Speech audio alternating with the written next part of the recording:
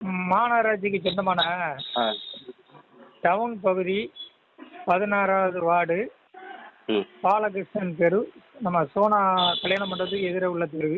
சரி. அது என்னன்னா அந்த இடம் வந்து நமக்கு வந்து மாநகராட்சிக்கு சொந்தமான இடம். ம் அந்த இடத்துல என்னன்னா மாடை கட்டி ம் தொழுவமாக அமைச்சு ம் அதில் ஃபுல்லாக வந்து சுகாதார சீர்கேடு நோய் தொற்று பரவும் அபாயங்கள் மாதிரி சகுதி கீதுமா சாணி கிணியுமா கிடக்குது. அந்த போகக்கூடிய பகுதி மக்கள் முகம் சுளிக்க வச்சு ம் ஒரு சுகாதார சீர்கேடு அமைந்து நோய் தொற்று பரவும் அபாயம் உள்ளது. ம் அந்த பகுதி மக்கள் கொஞ்சம் ஒரு கோரிக்கையாக தெரிவிக்கின்றனர். ம் இது சம்பந்தமாக மாநகராட்சி நிர்வாகங்கள் கவனத்துக்கு கொண்டு போய் உடனடியாக நடவடிக்கை எடுக்கணும்னு சொல்லி ஒரு கோரிக்கையை முன் வச்சுட்டு வராங்க தோழர். அந்த பகுதி மக்கள்.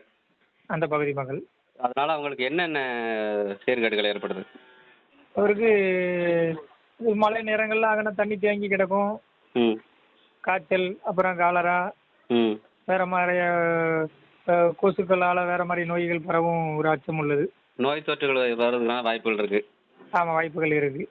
ம் இப்போ என்ன சொல்கிறாங்க அந்த மக்கள்?